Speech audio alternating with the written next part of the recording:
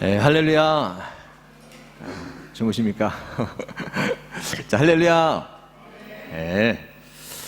하나님의 크신 사랑과 따뜻한 위로, 그리고 그분의 능력, 그리고 그분의 세심한 돌보심이 오늘도 이곳에 있는 여러분과 여러분 가정, 그리고 속해 있는 모든 기업 위에 충만히 임하시기를 먼저 예수님의 이름으로 축원합니다. 우리 옆에 분에게 인사하며 이렇게 말씀해 주시기 바랍니다. 누려야 풍성해집니다. 누려야 풍성해집니다.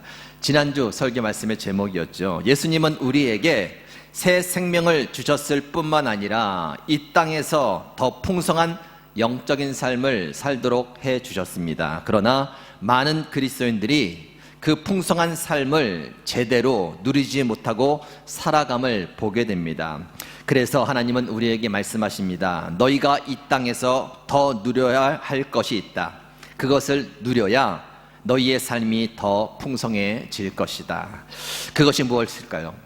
우리가 이 땅에서 더 누리며 살아야 할 것이 무엇인가요?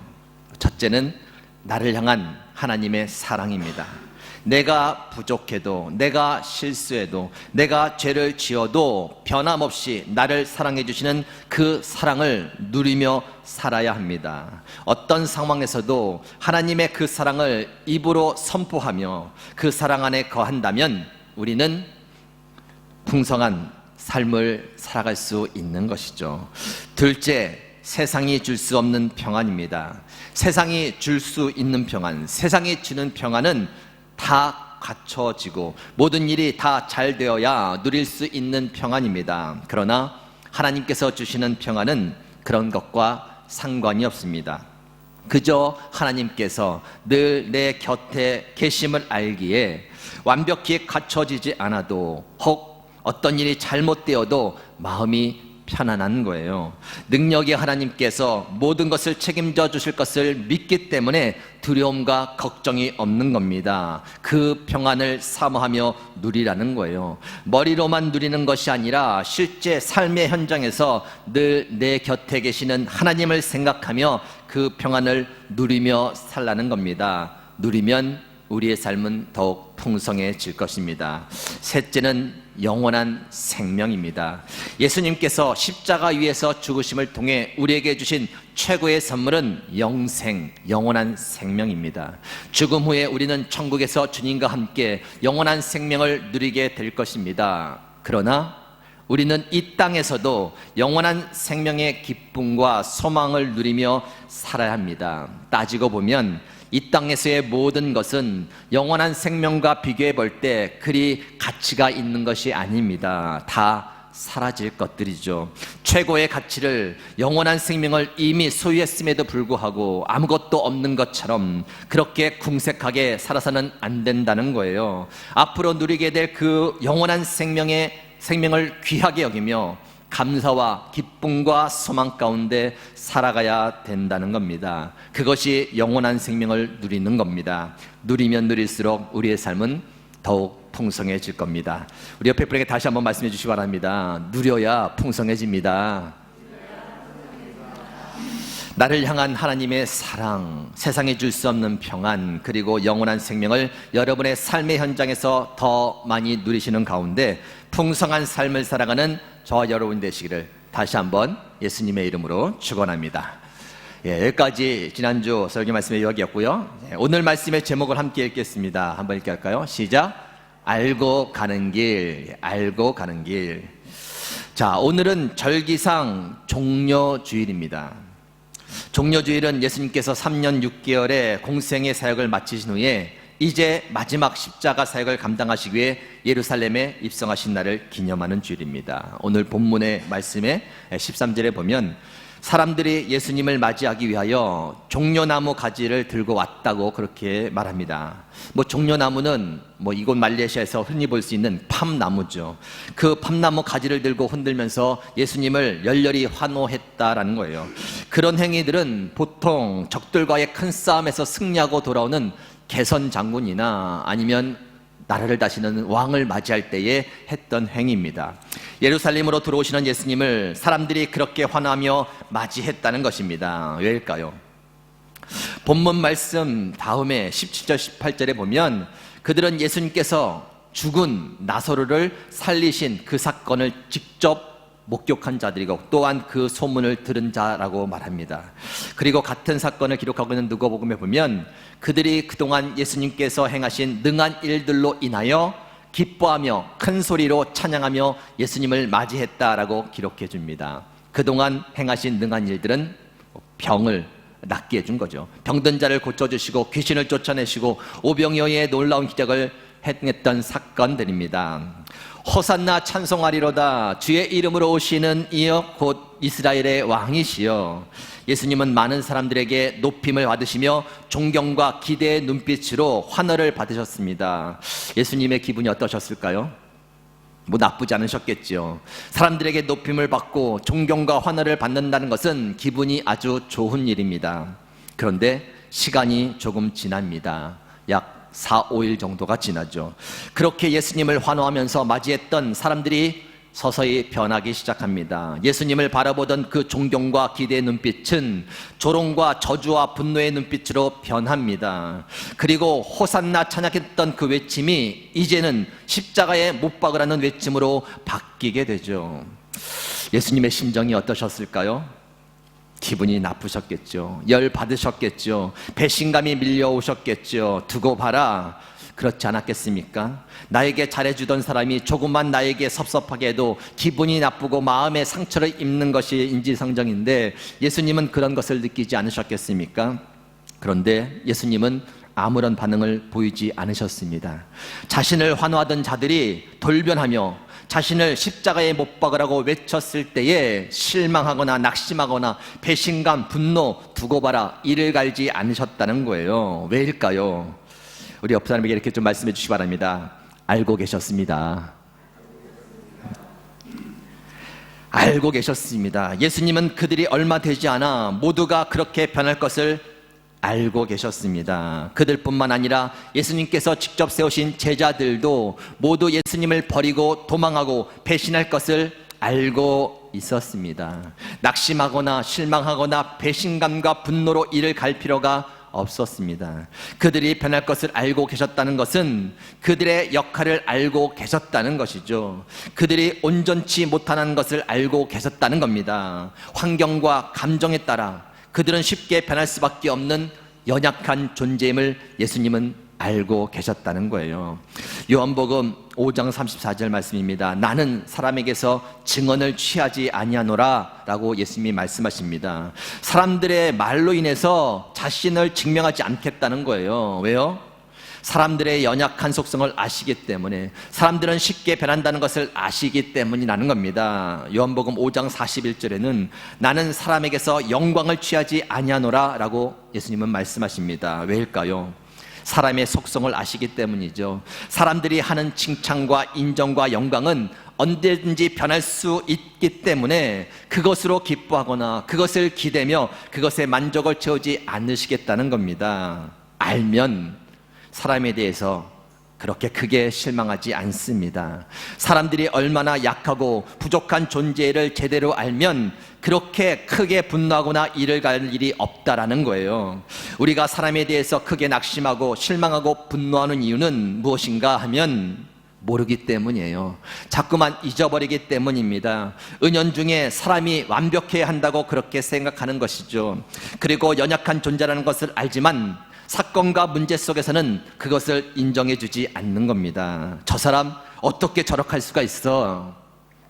그런데 여러분, 어떻게 안 그럴 수가 있겠습니까? 그 상황이 되면 나도 충분히 그럴 수 있는 거예요. 성경은 말씀합니다. 모든 사람이 죄를 범했다고, 또 범할 것이라고. 그래서 모두가 다 하나님의 은혜가 필요하다고. 무엇을 말하는 것입니까? 알라는 것이죠.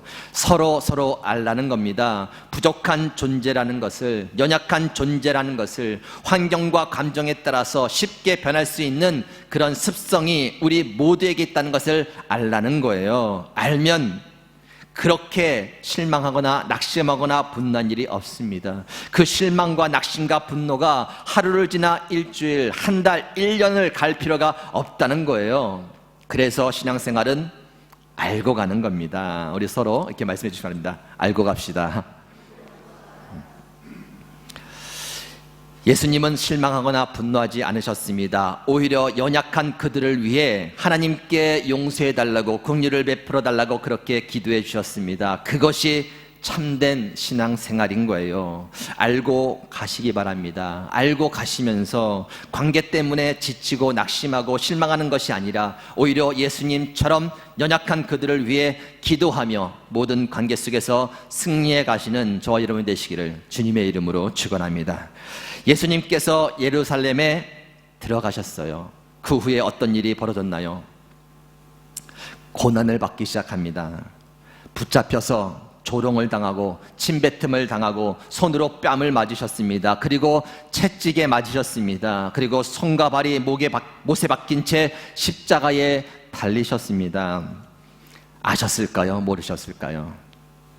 예루살렘에 들어가실 때에 예수님은 그런 고난이 자신에게 있을 것이라는 것을 아셨을까요? 모르셨을까요? 내 이럴 줄 몰랐다. 이럴 줄 알았다면 이곳에 오지 않았을 텐데. 그렇지 않죠. 아셨습니다. 너무나 잘 아셨습니다. 자신이 어떤 고난을 받고 죽으셔야 하는지 아셨습니다. 알고 가신 거예요. 알고 사람들의 기대와 환호를 받으시면서 예루살렘으로 들어가신 겁니다. 자신이 하늘의 미랄처럼 그렇게 고난받고 죽어야만 사람들이 구원받을 수 있다는 그 사실을 알고 계셨다는 겁니다.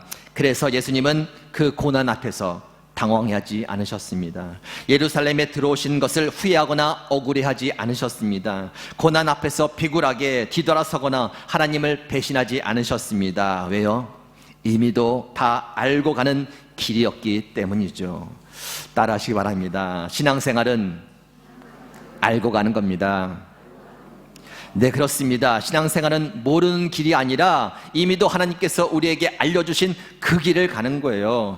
마태복음 8장 19절 말씀입니다. 한 서기관이 나와 예수께 아뢰되 선생님이여 어디로 가시든지 저는 따르리이다.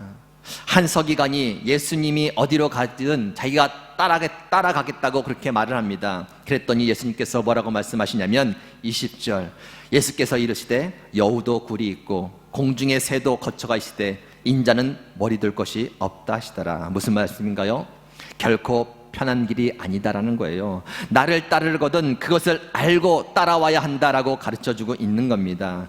베드로전서 4장 12절 사랑하는 자들아 너희를 연단하려고 오는 불시험을 이상한 일 당하는 것 같이 이상히 여기지 말고 다 알려주었는데 왜 이상한 일 당하는 것처럼 그렇게 당황하느냐, 몰랐던 것처럼 왜 낙심하고 실망하고 분노하고 좌절하느냐라는 거예요.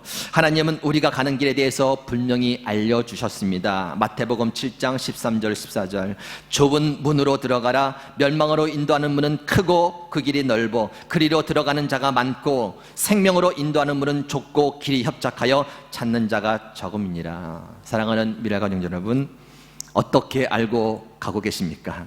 편함, 문제없음, 다 잘됨, 큰 문, 큰 길. 그렇다면 여러분은 날마다 당황하게 될 것입니다. 믿는 자들도 똑같이 병들고 믿는 자들도 똑같이 사기를 당하고 사업도 망하고 불의의 사고도 당하고 시험에도 떨어집니다. 뭐지? 그렇게 열심히 기도하고 신앙생활을 했는데 당황스럽습니다. 도저히 이해가 안 되는 거죠. 하나님이 살아계시다면, 하나님이 진짜 나를 사랑하신다면 어떻게 나에게 이런 일이 있겠는가? 믿는 자들과 믿지 않는 자들이 별 차이가 없네. 그럴 거라면 차라리 믿음 없이 그럭저럭 즐기면서 살자, 그렇게 생각이 드실 적은 없으신가요? 그렇다면 잘못 알고 계신 거예요.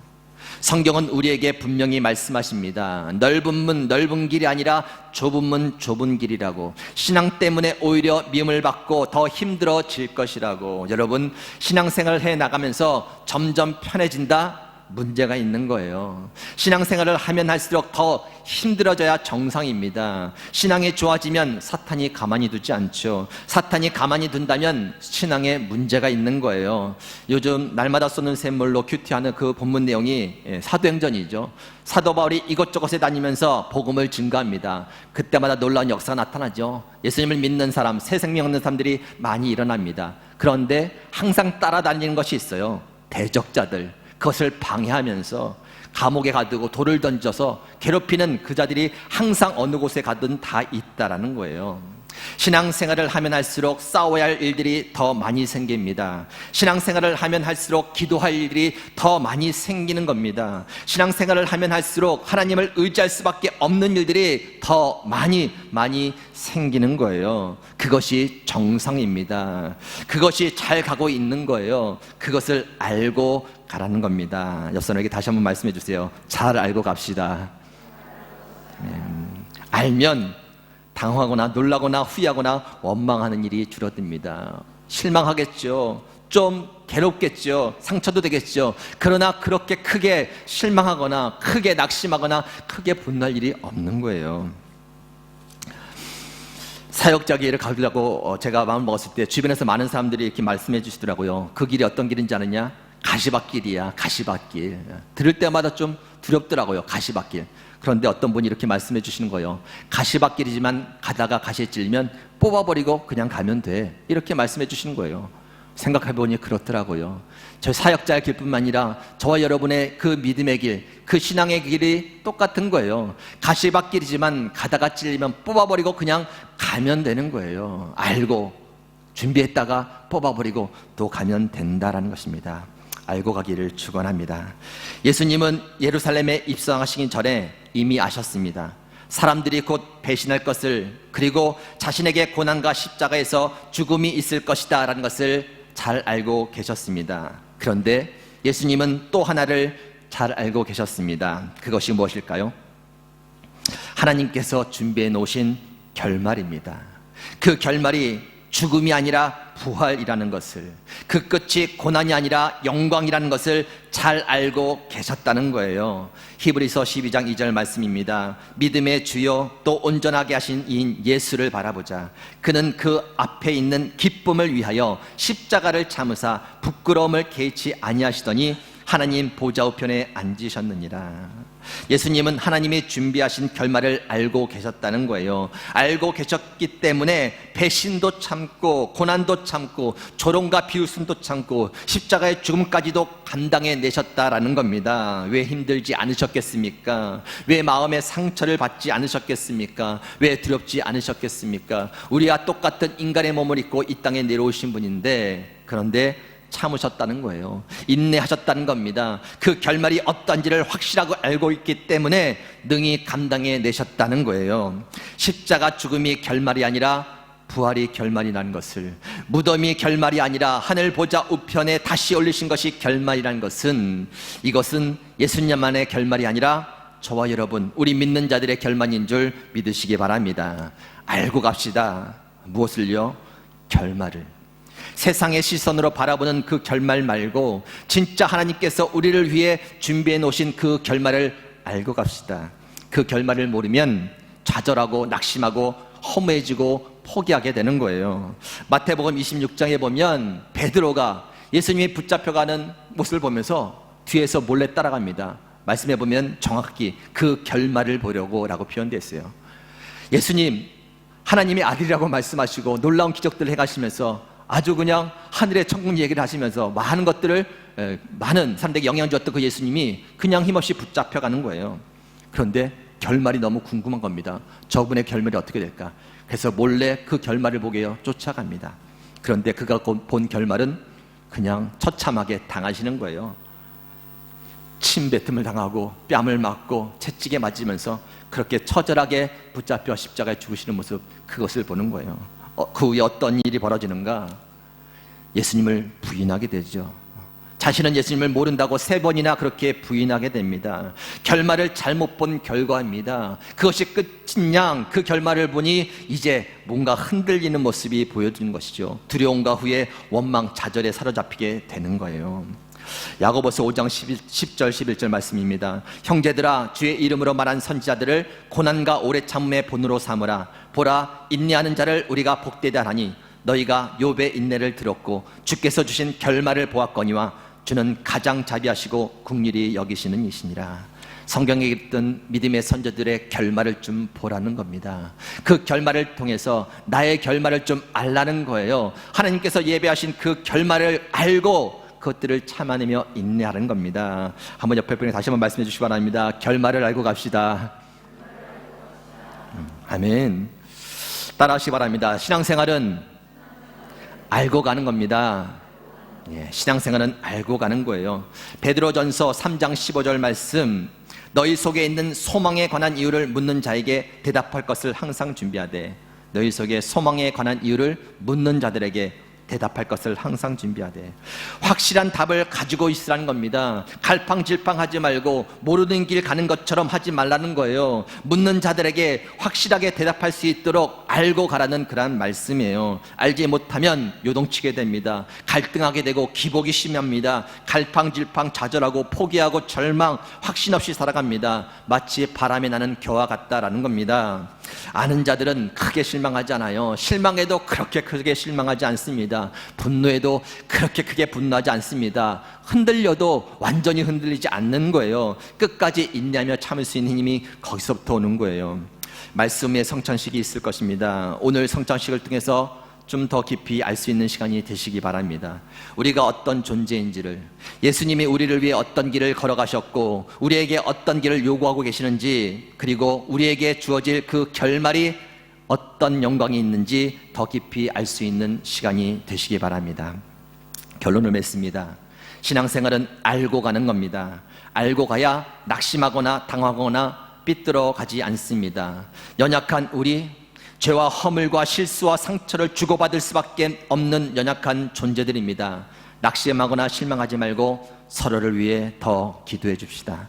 우리가 가야 할 길은 넓은 문 넓은 길이 아니라 좁은 문 좁은 길입니다. 신앙 때문에 손해를 보고 참고 인내해야 하는 길입니다. 고난을 피해가는 것이 아니라 고난과 맞서 싸워 가야 하는 길입니다. 당황하거나 물러서지 말고 하나님께서 주시는 힘으로 싸워 이기며 나아갑시다. 우리가 맞이하게 될 결말은 죽음이 아니라 부활입니다. 세상의 눈으로 결말을 보지 말고 하나님께서 준비하신 결말을 믿음의 눈으로 볼 수 있기를 바랍니다. 우리가 맞게 될 진짜 결말이 어떤 것인지 알고 예수님이 걸어가신 그 길을 저와 여러분도 온전히 따라가서 그 결말의 영광을 마침내 맞아 누릴 수 있는 귀한 미래가정 여러분이 되시기를 예수님의 이름으로 축원합니다. 사랑해 주님 감사합니다. 고난받을 것을 아심에도 불구하고 이 땅에 내려오셔서 기껏 예루살렘에 입성해 십자가의 죽음을 통해 우리에게 구원을 이루신 예수님, 우리도 그 은혜 가운데 오늘 새 생명을 얻어 살아가게 해주심을 감사를 드립니다.